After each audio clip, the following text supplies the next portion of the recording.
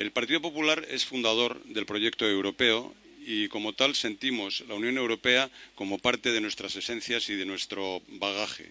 La Unión Europea, para el Partido Popular, es un espacio de libertad, democracia y bienestar en el que la integración de los países que forman parte de la misma es compatible con la defensa de los intereses nacionales de todos y cada uno de ellos. De vital importancia para los intereses de España, especialmente en la ciudad en la que nos encontramos, la política comunitaria que afronte las crisis migratorias de una manera consolidada y unificada por parte de todos los países de la Unión Europea. Impulsaremos, cuando esté el presidente Feijóo en el Gobierno, la consolidación del Pacto de Migración y Asilo, que es un pacto entre todos los países de la Unión Europea para fortalecer el control de las crisis migratorias y realizarlos de una manera eficaz, humanitaria y solidaria. Con el Pacto de Migración y Asilo fortaleceremos muchos aspectos de la política europea migratoria, pero fundamentalmente tres. El primero de ellos será el reforzamiento de las fronteras exteriores. El segundo de ellos será la promoción de la solidaridad entre todos los países de la Unión Europea. Y el tercero, y más importante de todos ellos desde mi punto de vista, es la promoción de la cooperación internacional al desarrollo con los países de origen y tránsito de los flujos migratorios por parte de la Unión Europea como un todo. Para ello hay que ayudarles a que retengan a su población joven para que puedan cooperar con el desarrollo de aquellos países.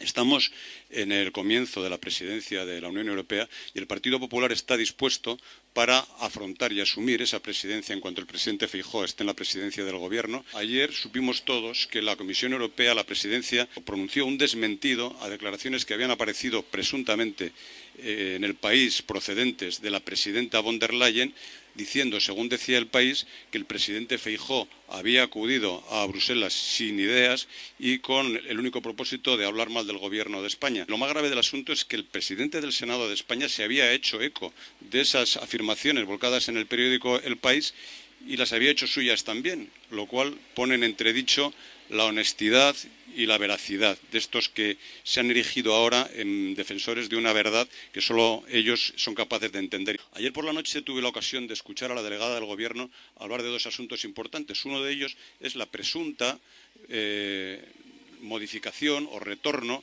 a las bonificaciones de las cotizaciones a la Seguridad Social. Aparecido el Real Decreto hoy, tal retorno a las bonificaciones, tal anulación del cambio promovido por el Real Decreto 1/2023 no se ha producido, sino que hay una especie de subterfugio en el cual las bonificaciones, o para volver a percibir un 50% de bonificación, hay que pedir primeramente una subvención que tributa y que, si hay disponibilidad presupuestaria, se pondrá a disposición de los empresarios a principio del año siguiente, con lo cual es un subterfugio que no retorna a las bonificaciones sin más explicaciones que existían en la ley del 2015, sino que matiza, maquilla el Real Decreto 1/2023 hasta el año 2026. A la delegada del Gobierno le faltó tiempo para salir a las redes a decir que ellos, cuando se comprometen, cumplen. Ayer ya le dijimos que cuando rectifican, aciertan.